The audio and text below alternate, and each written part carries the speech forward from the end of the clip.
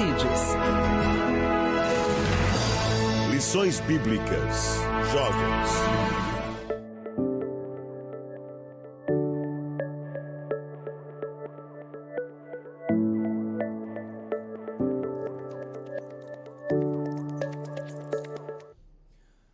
A paz do Senhor a todos, sejam bem-vindos para mais uma pré-aula da Escola Dominical na classe dos jovens. Esta a última pré-aula do terceiro trimestre de 2025. Queremos já agradecer a audiência de vocês que estão nos acompanhando por aqui, assistindo às aulas. Queremos louvar a Deus pela vida de pastores, superintendentes, coordenadores, professores e todos que amam a palavra de Deus e a escola dominical. Nós falamos direto do ADCast, estúdio da Igreja Evangélica Assembleia de Deus, Ministério do Belém, em Piracicaba, presidência do pastor Irineu Lima Pereira e a coordenação geral do Departamento de Comunicação desta igreja está com o pastor Neusley Moura. Eu sou o presbítero Denis Pereira e tenho aqui à minha frente o cooperador Vinícius. Paz do Senhor, Vinícius. Paz do Senhor, meus amigos. É um prazer estar aqui com Alegria. vocês. E aqui ao lado também o cooperador Alisson. Amém, Pai do Senhor, Pai do Senhor, meu amigo. É uma honra e um privilégio estar com ele novamente. Maravilha, vamos para mais uma aula aqui. Se você não estiver inscrito no canal, inscreva-se, ative as notificações, dá like no vídeo, deixe o seu comentário, que é muito importante para nós. Ajude este canal a crescer. O crescimento de um canal no YouTube significa que o YouTube entende que o conteúdo aqui é interessante e ele divulga para mais pessoas. Vamos então dar início aqui ao auxílio aos professores nesta aula, na aula 13, a lição 13, as marcas de Cristo. Paulo diz em Gálatas 6:17, nós estamos estudando sobre a liberdade cristã. Se você não assistiu às aulas anteriores, assista, porque uma aula complementa a outra. E como eu disse na aula anterior, esta é a última aula deste trimestre, mas a obra não para, a gente continua. O próximo trimestre está chegando e nós continuaremos por aqui e contamos com a sua contínua audiência também. As marcas de Cristo. Gálatas 6:17. Desde agora, ninguém me inquiete, porque trago no meu corpo as marcas do Senhor Jesus. A gente vai olhar ali 2 Coríntios 4, 2 Coríntios 6, que quando Paulo fala que traz no corpo as marcas do Senhor Jesus, isso aqui é literal. Ok? Isso aqui não é uma figura de linguagem, não é uma retórica. Não, isso aqui é literal. Não há virtude alguma na circuncisão e nem na incircuncisão, mas a virtude está em ser uma nova criatura mediante a fé em Jesus Cristo.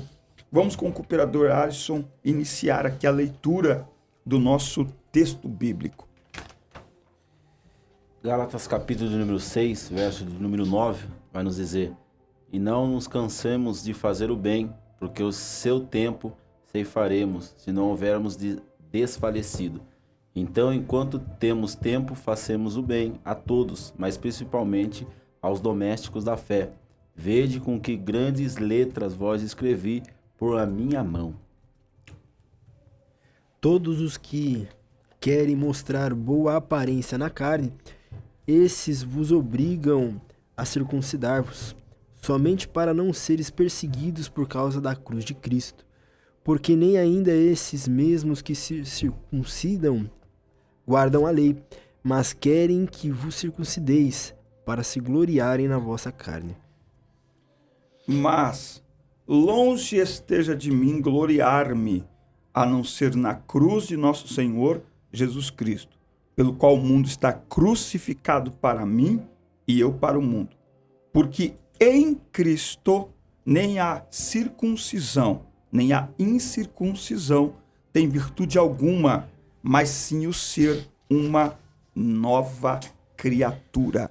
Nós estamos olhando aqui ao longo desta revista sobre a liberdade cristã e nós vamos percebendo ao longo das aulas a importância da fé em Cristo como base, como fundamento da nossa salvação, e não as nossas práticas, e não aquilo que nós passamos a fazer ou aquilo que nós deixamos a fazer.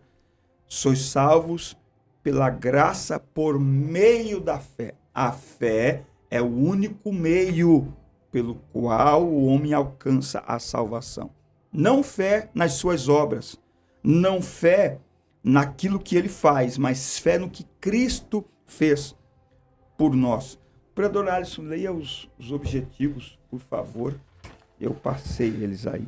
O objetivo dessa aula, saber é que o bem deve continuar sendo feito, compreender que os Gálatas que desejava se circuncidar queria demonstrar uma aparência de que andava no Espírito, conscientizar de que ser ou não ser circuncidado não faz diferença em Cristo, mas sim ser uma nova criatura. Muito bem. Ao longo desse trimestre, nós estudamos a carta aos Gálatas, escrita por Paulo. Ele termina essa carta com recomendações práticas para os irmãos e os incentiva a terem uma fé prática. Ele prossegue com a ideia de perseverança no fazer a obra de Deus e lembra novamente no centro do seu pensamento na carta, a não circuncisão para os gentios que aceitaram Jesus. Como um bom soldado, ele trazia consigo as marcas do seu Senhor, algo que os judaizantes não traziam, e completa desejando a graça de Deus para os seus leitores. Então veja, mesmo Paulo trazendo consigo a marca da circuncisão que os judaizantes tanto valorizavam, ele como judeu era circuncidado, mas ele não fez disso uma forma de supervalorizar a sua salvação, ou até mesmo de dizer, olha, esse é o sinal da minha salvação. Eu sou circuncidado? Não. Ele diz de uma forma bem categórica, eu considerei tudo como esterco para ganhar a Cristo. Então, tudo aquilo que muitos valorizavam como argumento para a fé, olha... É um homem de Deus. Um homem de Deus, ou eu estou salvo porque eu faço isso. Paulo diz isso, não. É tudo pelo que Cristo fez. Vamos começar aqui o nosso primeiro tópico. O bem deve permanecer sendo feito. A gente aqui acaba observando o que o Alexandre Coelho aqui, o autor dessa revista, na última lição, o presbítero Denis, ele coloca aqui, o bem deve permanecer sendo feito. E a firmeza no fazer o bem, cooperador Vinícius. Na parte final da sua carta, Paulo fala sobre a constância de fazer o bem. Ele usa aqui não que os Gálatas não faziam o bem, como se não fizesse. Ele pede para que não se canse de fazer o bem. Aqui nós acabamos observando, o presbítero Denis, que tinha alguns irmãos da Galácia, dessa igreja, a qual foi convertida através aí da mensagem do Calvário. A gente vê que os irmãos começaram a fazer o bem. Começaram empolgado um certo período, porém pararam de fazer o bem. Porém, o autor aqui, e me chama muita atenção, que ele pega meio que um puxão lá da aula de número 12. Ele fala que nessa lição aqui nós veremos o poder da decisão e a necessidade de ser constante no trabalho do reino. Quem faz o bem, ainda que demore, um dia colherá o que plantou, e se tal pessoa não desistir. Isso daqui é muito importante para nós, presbítero Denis, que a permanência de estar em Cristo, a permanência de fazer o bem. Quem faz o bem, mesmo que demore, um dia vai colher essa plantação a qual ele fez. E bem no finalzinho aqui ele vai dizer que saiba que um dia a colheita ela vai chegar. A gente acaba observando que a colheita ela não vem numa rapidez. E Paulo ele usa aqui uma analogia da agricultura porque os irmãos da Galácia ele entendia isso. Então Paulo ele usa daquilo que eles entendiam para que eles possam compreender o quê? Vocês plantaram bem um certo período, porém não vai colher agora. É que nem você plantar trigo, você não vai colher no dia da manhã seguinte. Porém há um tempo a qual aí o trigo ele vai crescer, a semente ela vai crescer. Então nesse tempo você colherá aquilo que você plantou. Mas para você colher isso, o agricultor tem que permanecer regando, fazendo bem, cuidando, zelando por aquilo que plantou. Então Paulo ele alerta os irmãos aqui a ficar firme no fazer do bem, não deixar por um certo período. Engraçado, né, que a gente vai analisar Como diz o pessoal lá na igreja, lá, o povo todo atrapalhado, mas mesmo assim ainda tem um lado bom, né? Ainda consegue fazer o bem. E a gente vê que isso é a realidade nas nossas igrejas, né? Algumas religiões até colocam isso para elas, né? De que as minhas obras são o suficiente, né? A gente sabe que só obra não vai salvar ninguém, não vai fazer tanta diferença. Vai evidenciar a sua fé, mas não vai te trazer a salvação. Então, é importante a gente fazer as obras, desde que a gente não se esqueça que é para a glória de Deus e não para o nosso ego, né? Mas é uma bênção mesmo. Os domésticos na fé. Domésticos na fé, vamos lá. Aqui estamos falando do versículo 10, né? Os Isso. domésticos na fé, eles são a igreja. Hoje, nós vemos que todo mundo quer ajudar, né? Todo mundo. A gente é muito solidário. Tem gente que nem tanto, mas a gente sempre quer ajudar os outros. Porém, Paulo aqui, vendo a igreja da Galácia, ele vai falar, viu? Ajudem. É interessante você ajudar, irmão Alisson, seu irmão do lado. É interessante, presbítero Denis, a gente ajudar o nosso vizinho, aqueles que precisam. Mas não se esqueça também da sua igreja. Muitas das vezes a gente lembra de tanta gente, de ONG, de empresas, e é bom a gente ajudar, tem que ajudar mesmo. Mas a importância, perdão, da gente cuidar também da nossa igreja. A gente, muitas das vezes, acaba negligenciando demais essa questão. Muito bem. Grandes letras, né? Voltando aí só nesse ponto dos domésticos da fé. Eu costumo dizer assim, ó, que é inadmissível que um crente tenha que buscar ajuda em qualquer outro lugar. Inadmissível. Então, o crente não tem que buscar cesta básica em nenhum outro lugar. Se ele precisar, é a igreja local que precisa ajudá-lo. Ele não tem que pegar em qualquer outro lugar. Grandes letras, é provável que Paulo estivesse tendo dificuldades com sua visão.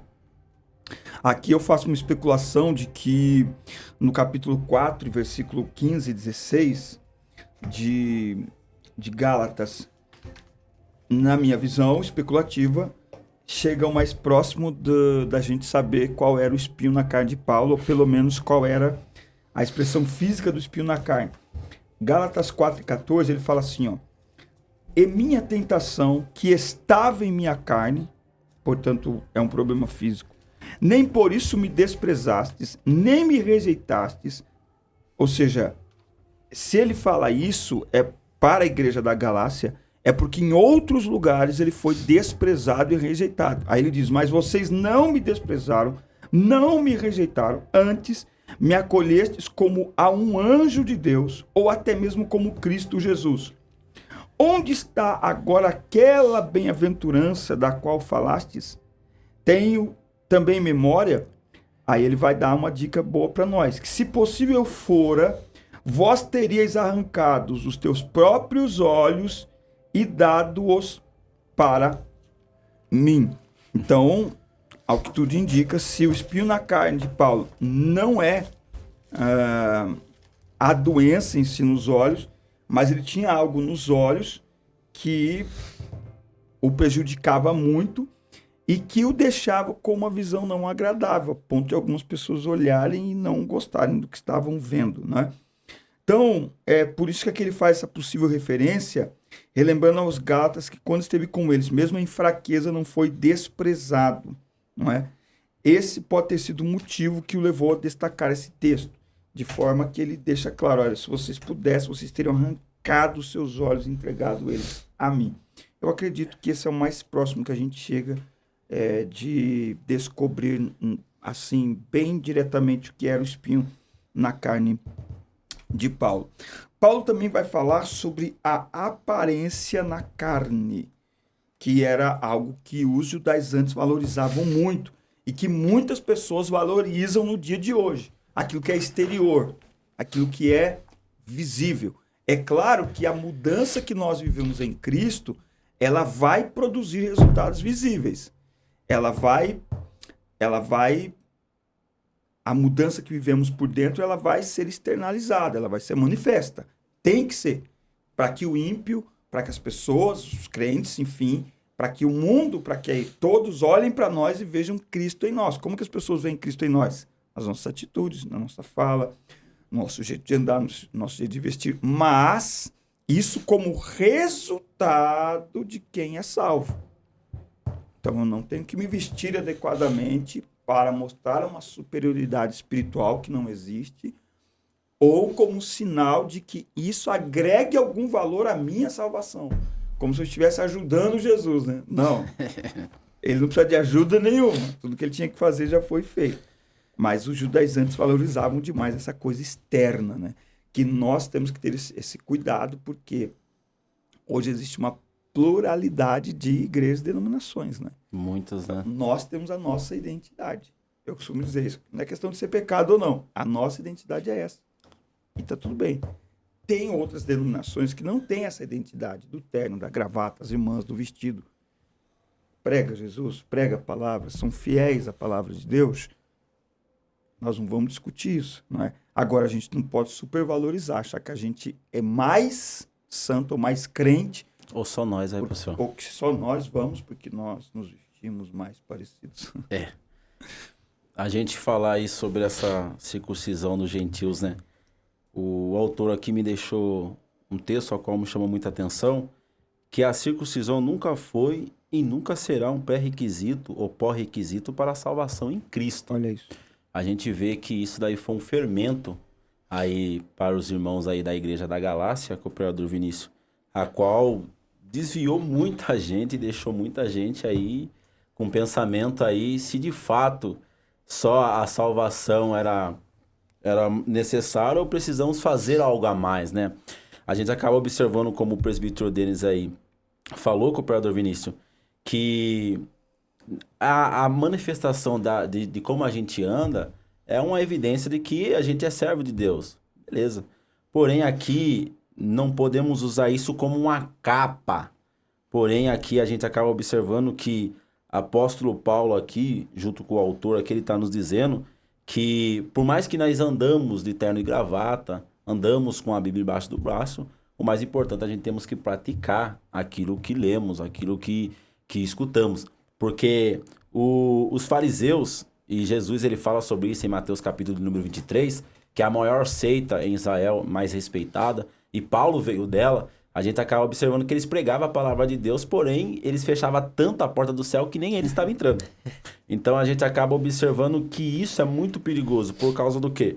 Por mais que eu fale sobre perdão, eu tenho que perdoar, entendeu? Fale sobre o amor do próximo, mas quando o irmão, ele apolonha nós pela costa, nós não conseguimos demonstrar esse amor. Então, por mais que nós andamos de terno e gravata, porém, aqui mais um requisito de que nós somos salvos em Cristo Jesus é as nossas atitudes, a qual ele mesmo nos deixou. João capítulo 13, verso de número 34, vai dizer que o novo mandamento vos dou, que é o quê? Amai uns aos outros como eu nos amei. Entendeu? Olha só a importância. Jesus fala aí, presbítero Denis, para encerrar minha fala, que você pregar bem não é uma evidência de que você é salvo, que você é servo de Cristo. Não fala isso. Que você ensinar bem não é uma evidência que você é salvo ou que você é servo de Cristo. Porém, a evidência de que você é salvo e a evidência de que você é servo de Deus é você demonstrar o seu amor pelo próximo como Cristo nos mostrou. Então, essa é uma evidência aí de que nós somos salvos em Cristo Jesus. É um combo geral, né? É um combo geral, né? Pregue com amor. Cante com amor. Cante com amor. Lidere com amor. É. Não é? Em que não guardam a lei. Tópico 2.2. Maravilha, continuando, né? Não guardam a lei. É interessante isso que o nosso irmão cooperador Ares falou, que é interligado.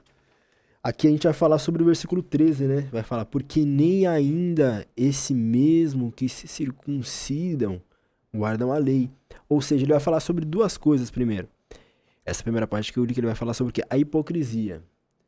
a gente tem que deixar claro para os nossos alunos sobre a hipocrisia, porque de nada adianta eu falar sobre o perdão, eu pregar sobre o perdão e não perdoar. Porque pregar é fácil, Maurício. Eu chegar e pregar sobre o perdão é fácil, agora eu quero ver o perdoar.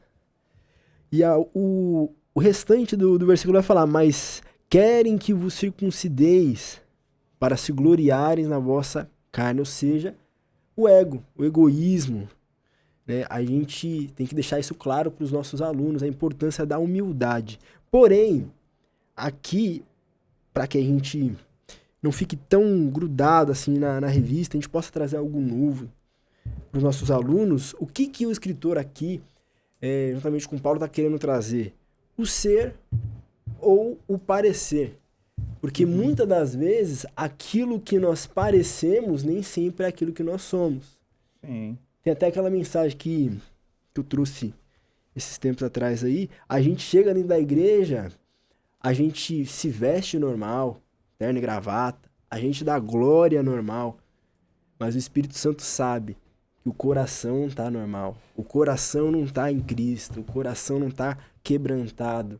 Então, essa importância, eu preciso ser e não parecer, porque exteriorizar algo que está dentro não tem tanto a ver com o que está fora, mas com o que está dentro. Eu não posso querer mostrar do lado de fora o que está dentro simplesmente com a vaidade, com a roupa, entendeu? O importante aqui é o coração. Eu sou ou eu pareço? Então, esse é o questionamento que eu acredito ser importante para a gente trazer para os alunos. Sem dúvida. Você falou aí sobre a hipocrisia, né? Tem gente que prega sobre perdão, mas não perdoa. Aí eu pergunto, qual é a solução? Se eu prego sobre perdão e não perdoo, eu devo começar a perdoar ou parar de pregar sobre perdão? Perdoar, né? Porque tem gente que não prega mais sobre tema que ele não pratica. Então, por que não se prega mais sobre isso? Porque quando você prega, você se compromete. Então, para eu não me comprometer, então eu não falo mais sobre isso. Então, Paulo, ele procura trabalhar assuntos e temas muito necessários e muito práticos, independente se esses temas são polêmicos ou não, independente se esses temas estão sendo falados ou não. E como eu falo sempre aqui, os professores de jovens, sua grande maioria, lideram jovens.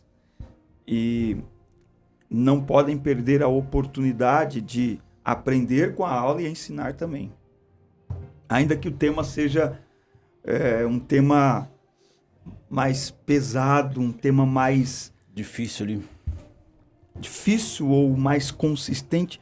Nós estamos aqui há 13 domingos falando basicamente do mesmo assunto. Basicamente o mesmo assunto. Uma grande aula que Paulo ensina para nós é que a gente não pode desistir na primeira aula. Fala uma vez e continua falando. Continua falando. Muda um pouquinho o jeito de falar, apresenta uma outra forma de comunicar, mas o assunto é uma só. Nós somos livres em Cristo. Nós somos livres em Cristo, não é? E aí a gente tem que tomar cuidado com a hipocrisia, a gente tem que tomar cuidado com o orgulho, não é? Os judaizantes se impunham a circuncisão aos gentios, mas eles mesmos não guardavam a lei. Porque não tem como guardar. Porque para guardar a lei tem que guardar os 613 preceitos. E todo mundo que olhava para a lei estava condenado, né? Condenado. Então, a ideia aqui é eu não ser tão pesado com o outro, esquecendo que eu também tenho minhas falhas. Não é? A intenção aqui é a gente não criar um jeito de seguir a Cristo que seja quase impossível as pessoas seguirem a Cristo. Por que não dizer que seja impossível? Porque não é só circuncidar. A Bíblia diz que se você guarda uma coisa, se você quebrar uma coisa da lei, vai quebrar tudo. Então não era só circuncisão. Se fosse só, beleza, vai lá, fez um corte na carne. Não! Tem que guardar tudo, tem que guardar o sábado, tem que cumprir os 613. E Jesus vem para seu acesso. Ele diz, eu sou o caminho, a verdade e a vida. Né? Então, falando aos jovens, é claro que o jovem tem que ter o seu comprometimento com a palavra de Deus, com o reino de Deus, com a igreja, com a sua vida espiritual, com vida de santidade. Mas esta lição vem para nos ajudar a ser facilitadores dessa jornada. Acho que a igreja deve facilitar o acesso do jovem ao céu. O que os judaizantes fazem, eles colocam um fermentinho ali que ao invés de ajudar, está atrapalhando. E você vê que esse fermento ao qual foi implantado foi de várias formas de tirar várias pessoas da presença, do caminho do Senhor, de desviar. Sim.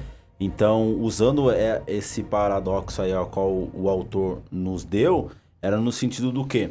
Que muitas coisas a qual entra dentro da igreja, dependendo ali de como pregador, dependendo das coisas a qual ele prega, desse fermento que ele coloca aí sobre o bolo que é a igreja, a gente acaba observando aí que pode fazer a pessoa tomar uma atitude a qual desagrada a Deus. E pode levar também, principalmente falando ao jovem, pode levar o jovem a achar que ele não é capaz de seguir, que ele não dá conta. O que não tem mais solução, né? Que não tem jeito. E não há nada pior do que uma pessoa entrar numa igreja. De novo, eu sou do partido de que quem está na igreja quer Jesus. Pode estar lá dentro. Ah, essa geração é perdida. Não, os perdidos estão na rua, irmão. Os perdidos estão na biqueira, os perdidos estão... Não, os que estão aqui dentro, quer Jesus. O que eu ia falar agora, a gente acaba observando que a maioria dos cultos nossos de jovem, parece que a pregação é quase a mesma, né? Sempre toca nos mesmos assuntos, isso, aquilo. Só que uma certa vez um amigo meu falou, beleza, a gente pode errar nisso, a gente é tentado nisso. Mas cadê a solução que o pregador não dá? Cadê o ensinador que não dá a solução? Falar, a gente sabe o que é errado e é certo, mas a solução ninguém tá dando. É exatamente por isso que é gostoso estudar os escritos de Paulo, e eu acredito que uma das soluções para isso, cooperador Alisson, é a liderança de jovens começar a praticar algo que eu venho falando há bastante tempo e agora eu estou sendo cansativo nisso, que é a liderança de jovens precisa pregar para os jovens. O líder precisa pregar. Eu costumo que na minha liderança eu me agendava para alguns cultos. Quem prega no próximo culto? Eu. Tinha cartaz naquela época, né? Quem prega? Eu prego. Eu lembro de, durante ensaios, eu ficar de joelhos lá, enquanto eu estava ensaiando. Na hora que eu via que parava de cantar, eu levantava. Eu lembro de chegar diversas vezes diante deles e falar assim, ó, o ensaio está acabando agora, é meio-dia, 2 horas, quero todo mundo aqui, porque a gente vai ter um estudo bíblico sobre dons espirituais, sobre sexualidade. Então, o Espírito Santo me fez ir discipulando. A minha intenção não era ficar criando evento. Não. Eu fui discipulando a juventude por onde eu passei. E nós temos muitos frutos disso, não é? E como líder, eu cresci em muitas áreas também. Porque quando o líder, ele sai desse mundinho de ficar ali só cobrando, você tem que estar no ensaio, e não sei o quê, e organizar congresso anual, ele vê que a liderança dele pode fazer muito mais pelo jovem. E uma das coisas a se fazer pelo jovem é ajudá-lo nessa jornada de fé, não é? Uma das coisas a se fazer por esse jovem é o líder se envolvendo. O que acontece? O pregador, ele chega, passa, prega e vai embora.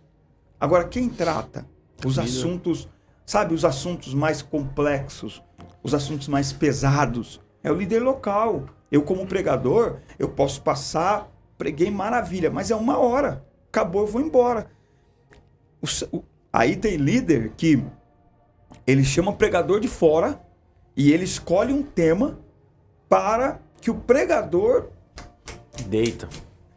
Não, assunto difícil, assunto pesado é local que tem que tratar. Ah, mas no congresso é só palavra? Porque palavra difícil, remédio difícil, que pode ter efeitos colaterais, você não dá para a pessoa sair andando. Não, você tem que ficar do lado dela, ver se vai ter reação ou não. Quem que faz isso? É o líder local, não é quem veio de fora. Quem veio de fora é fácil, irmão. Descer a madeira e vai embora. Essa dificuldade a qual você falou, ela é muito presente no nosso meio. Porque a gente vive aí num departamento, tanto não só jovem, mas como os outros departamentos também, que o ensaio ele serviu só para ensaiar hino, para cantar pro domingo. Sim. Entendeu? Sempre é isso, cantar no domingo ou alguma visita a qual vai fazer em outras igrejas.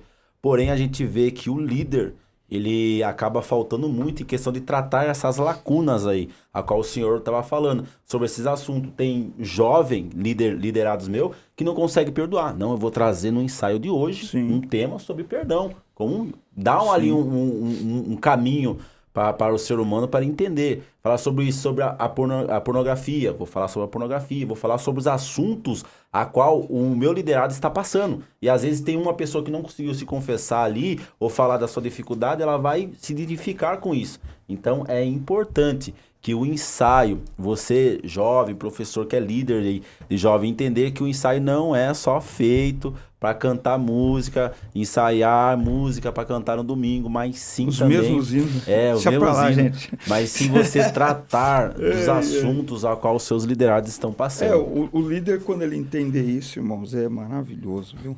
Quando o líder entender isso, é maravilhoso. Bom, vamos ao tópico 3, finalizando aqui o tópico 3, esse trimestre maravilhoso. Lembrando a você que se ainda não se inscreveu aqui no nosso canal, inscreva-se no ADCast, inscreva-se, ative as notificações. Aliás, está no canal da igreja, não é? É o canal da Isso. igreja, não é? Igreja Evangélica Assembleia de Deus de Piracicaba. Deixa eu ver como é que está aqui. Inscreva-se aqui nesse canal. Você que está assistindo aí, clica nesse botãozinho vermelho, inscreva-se, ative as notificações, dá like no vídeo, deixe o seu comentário que é importante para nós. Fale para nós, você enquanto professor, da importância desse tipo de trabalho, interaja bastante para que este canal cresça e alcance mais pessoas. Vamos então ao nosso tópico 3 para a gente finalizar aqui este trimestre. Palavras finais. 3.1. Jesus faz acepção de pessoas? Presbítero Denis, esse tema, essa pergunta a qual o Alexandre Coelho aí nos deixou no final dessa lição com o Cooperador Vinícius, ela gera um pouco de polêmica no nosso meio. Jesus, de fato, faz acepção de pessoas? É uma pergunta ao qual o autor nos deixa aí para nós. E muito jovem, muitas pessoas, tanto convertida ou não convertida, faz essa pergunta. Mas Deus ele faz essa acepção, porque você que é da igreja, você não pode namorar uma pessoa que é do mundo. Deus não aceita isso, aquilo. Então Deus está fazendo acepção de mim, isso e daquilo. Muitas pessoas a qual, da classe dos adultos, ela acaba falando que se Deus não faz acepção de pessoas, por que Deus escolheu Israel para ser o seu povo escolhido e não escolheu outras nações, né? Porém, a gente sabe que Israel aí foi um modelo a ser seguido. E a gente acaba observando na geografia do mapa aí que Israel fica no meio para influenciar outras pessoas, outras nações. Porém, Deus ele não faz acepção de pessoa. Paulo ele acaba de explicar que ser ou não ser circuncidado não faz diferença em Cristo, mas sim ser uma nova criatura. Milhares de judeus nos primeiros séculos foram convertidos, mas porém esse fermento, como a gente vem falando dessa incircuncisão, estava em dúvida dele. Será porque isso aí foi dado a Abrão, em Gênesis capítulo 17, verso número 10, se não me falha a memória, que é uma aliança a qual Deus fez com Abrão. Então, eles ali, por ser filhos de Abrão, eles achavam que se não tivesse a circuncisão, possivelmente Deus ia fazer a acepção dele. Mas a gente acaba observando que Deus ele não faz acepção de ninguém, porque os judeus e os samaritanos não tinha diálogo, não tinha conversa, porém Jesus ele cruza um caminho e o texto a qual João nos dá, ele fala que é necessário, é preciso, é urgente passar por Samaria, porque tinha uma alma a qual precisava ser resgatada. A gente vê isso no ministério de Jesus, a gente vê também no Antigo Testamento que Deus, a vontade de Deus, presbítero Denis, é salvar, é acolher todos. Deus ele não faz acepção de ninguém. Muito bem. As marcas de Cristo. Jesus não faz acepção de pessoas, nem para os que creem, nem para os que rejeitam. Se o ímpio crê, será salvo. Se o mais bonzinho crê, será salvo. Se o ímpio não crê, condenado. Se o mais bonzinho, aquele que as pessoas falam assim, rapaz, você viu que bonzinho? Gente, que pessoa. Não tem. Você viu o que ele fez? Nossa, ele tá dando casa para pobre, tá dando comida. Nossa, você viu, ele fez uma doação de 1 milhão para aquelas crianças. Gente, que pessoa boa. Só falta ser crente. Então falta tudo. A gente vê que Não tem o acepção. texto, que é João 3,16, ele é bem claro em dizer e quebrar essa acepção. Porque Deus, ele amou o mundo Isso. geral, que entregou o seu único filho para todos, plural, Isso. né? Aquele que nele crê. Aquele que nele crê não pereça. Então, o texto não está escrito, né, presbítero Denis e cooperador Vinícius, que Deus, ele amou o povo judeu e entregou o seu filho. Não, Ou é o Deus mundo. amou o povo brasileiro e entregou... Não, Deus amou o mundo. Muito bem. As marcas de Cristo com o cooperador Vinícius. É de tal maneira, né? De tal maneira, Tem Vinícius. palavra, Esse frase, tal aí eu vou te Tem contar. tamanho, não tem medição. Glória a Deus. E ainda assim o homem rejeita. Como Pois que é. pode, né? Rapaz. Vamos lá, as marcas de Cristo. A gente vai ver isso no nosso texto principal, né? Desde agora, ninguém me inquiete, porque trago no meu corpo as marcas do Senhor Jesus Cristo. Essas marcas aqui, acho que até o pastor Denis falou no começo, né? Elas são literais. São literais. E o que eu acho interessante aqui, dessas palavras finais, até não só na revista, mas no próprio livro bíblico, na própria carta, é que ele não, em momento nenhum, ele se vitimiza, ou então ele reclama, ou algo do tipo. Ele leva, ele fala, viu, eu tenho as cicatrizes, eu tenho as marcas, mas ele fala com alegria. E é importante a gente trazer isso para os nossos alunos, porque temos vários textos bíblicos para falar, viu? Ó, no mundo tereis aflições, mas tem de bom ânimo, porque ele venceu o mundo. Ó, a porta é estreita. O que significa isso? Dificuldade. Ela não é fácil de se passar, mas dá para passar.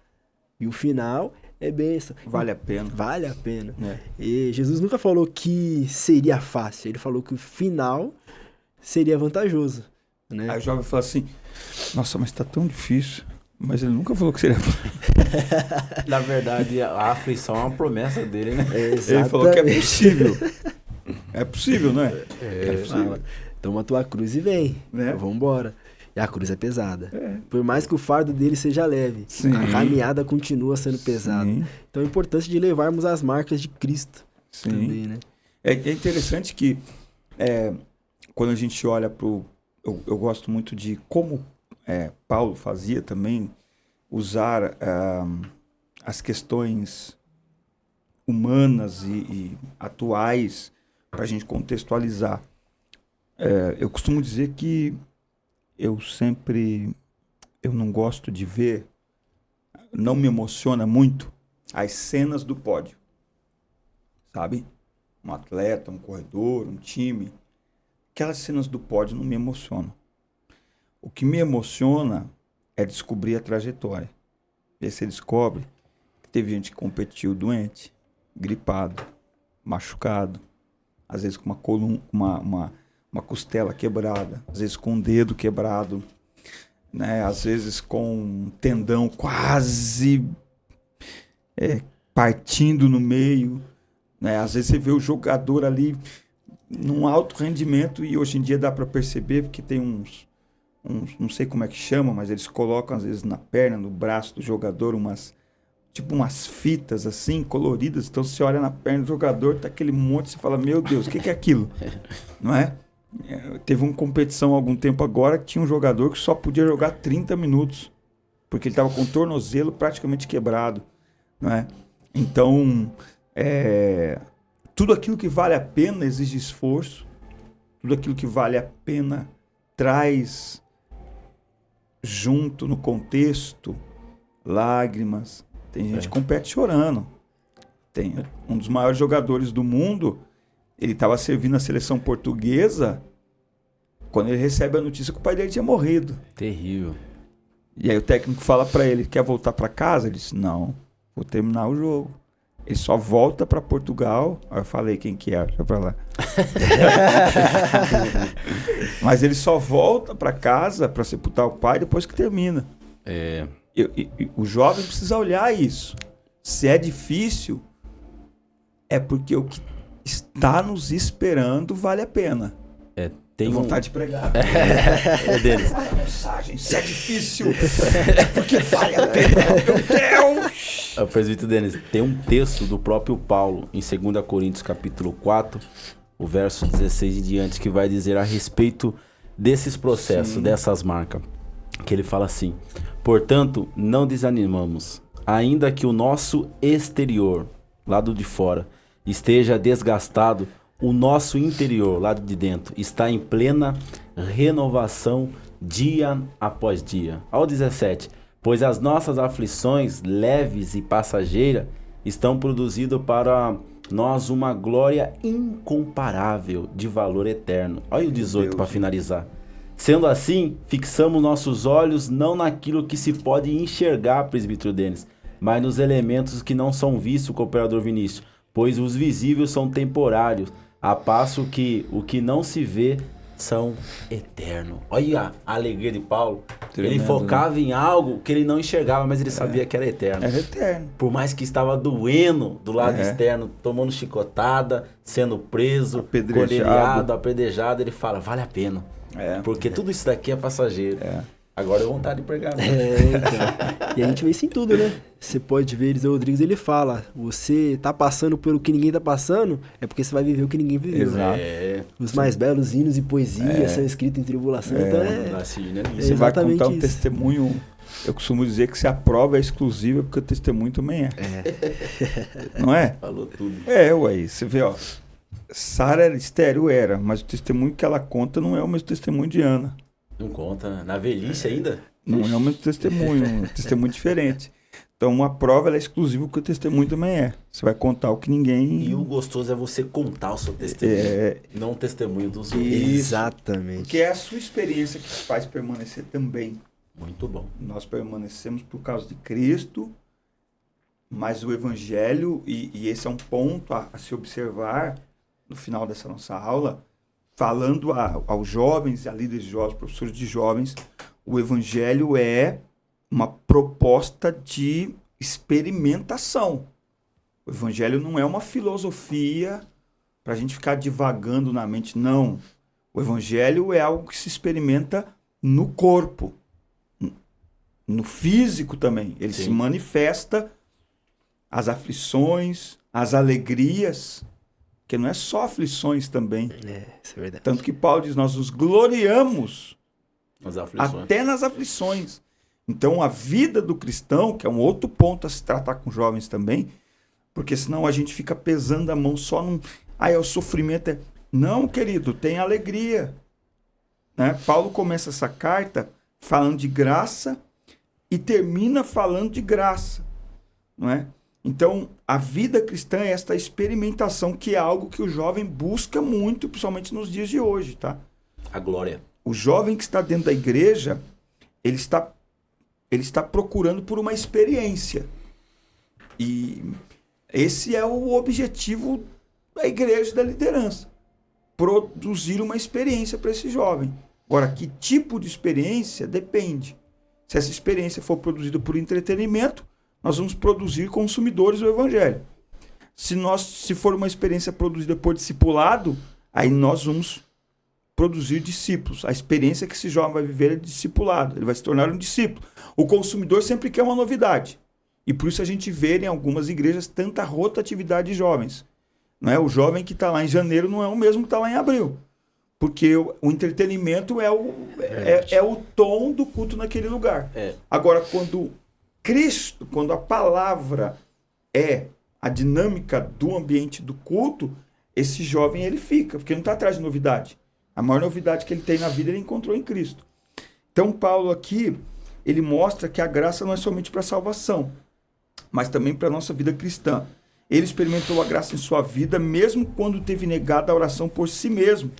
Ao ouvir de Deus, a minha graça te basta, porque o meu poder se aperfeiçoa na fraqueza. Aqui eu quero dar um conselho para os professores, para fazer uma dinâmica de forma prática, que é, você pega um cano, você pega um pedaço de cano, e você, no meio desse cano, sei lá, você serra ele sem serrar completamente.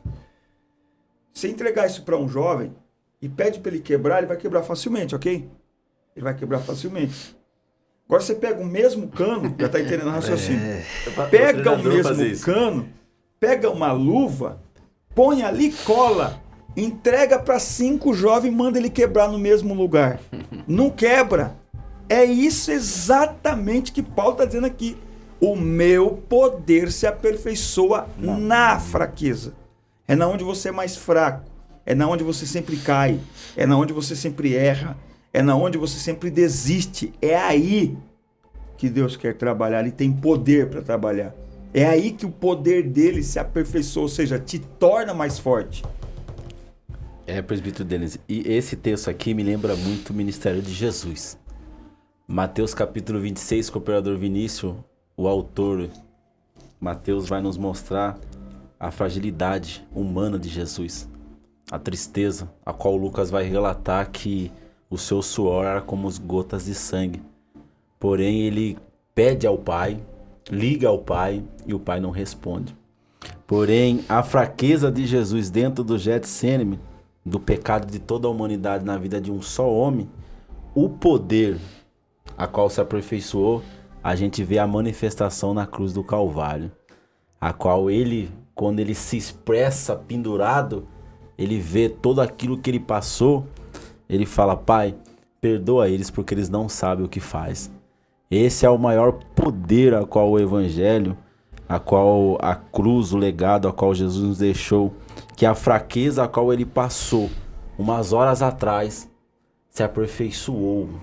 O poder de Deus se manifestou de tal forma na cruz do Calvário, a qual ele, na sua fraqueza, passando por tudo aquilo, ele tem a ousadia e a coragem de dizer: perdoa eles, porque eles não sabem o que faz. E não é? Não sabe mesmo, eles não tinham noção do que eles estavam fazendo.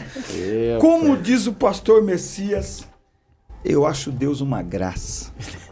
Jesus é demais, gente. Olha, a gente conclui aqui a nossa aula e esse trimestre, lembrando que um dos lemas da Reforma Protestante é: somente a graça e não os esforços humanos podem nos levar até Deus. Então esta é a conclusão desse trimestre da Escola Dominical, terceiro trimestre. É a graça. Não adianta, nós não podemos deixar que ninguém arrume uns puxadinhos, porque o que os judaizantes estão tentando criar é um puxadinho da fé. É um jeitinho para fazer as pessoas acreditarem que fazendo isso ou aquilo, elas são dignas de salvação. Inclusive, hoje eu tive uma experiência no trabalho. Eu estava sentado na mesa e escutei uma pessoa falar assim: eu fiz a minha vida toda errada. Fiz tudo de errado. Aí vai chegar no final da minha vida, eu vou dizer que eu quero ir para o céu? Eu não sou digno. Eu não sou merecedor. Eu levantei da mesa e falei para ele assim: pois é, exatamente. Você não é digno, você não é merecedor. O céu não é para quem é digno, não é para quem é merecedor. Isso é um grande problema. Porque a gente está falando aqui de judaizantes, mas no nosso meio tem muito crente que ele tem orgulho da sua própria santidade. Ixi, a santidade dela... Ele tem orgulho. Tem crente no nosso meio que ele olha um crente de uma igreja mais liberal, vamos dizer assim, e isso aí é crente. Então tem orgulho, isso é um perigo. Isso é uma forma de... Ok? Esse pensamento judaizante, esse fermentinho, tá no nosso meio. Não, porque no meu tempo era assim. Que é um dos problemas que o líder de hoje sofre. Ele sofre, porque o líder de hoje, muitas vezes, ele era jovem nessa época.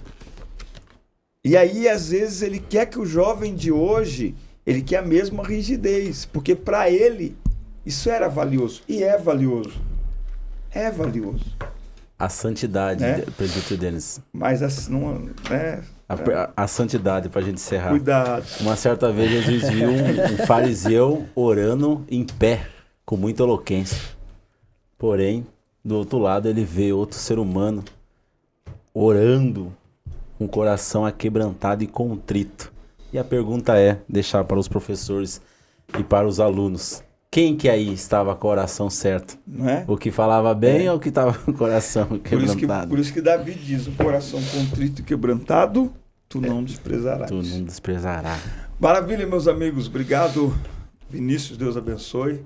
Maravilha, é um prazer. Muito obrigado, pessoal. Bom demais. Cooperador Alisson, que Deus abençoe. Presbítero Denis, uma honra, um privilégio estar aí com vocês. Eu aprendi muito, cooperador Vinícius, um amigo. Presbítero Denis, outro amigo. Que Deus continue aí usando vocês de forma tremenda nessa terra. Pode falar. Não, pode concluir. Quero também aqui dizer aos professores, superintendentes aí, continue zelando pela palavra, pelo ensino dos seus liderados e compartilhe essa live aí para os demais aí, para que a palavra de Deus possa ser evangelizada em nome do Senhor Jesus. Maravilha! Finalizamos mais uma aula, finalizamos mais um trimestre. Obrigado pela sua audiência. Um forte abraço para todos. Assista, curta, compartilhe, inscrevam-se no canal. Parabéns a você que este foi seu primeiro trimestre na escola dominical. Parabéns a você que, como eu, é um veterano, já está aí há alguns anos. Que Deus abençoe a todos nós e continuemos firmes, dedicados ao ministério do ensino. Fiquem todos com Deus. Até a próxima semana. Deus abençoe.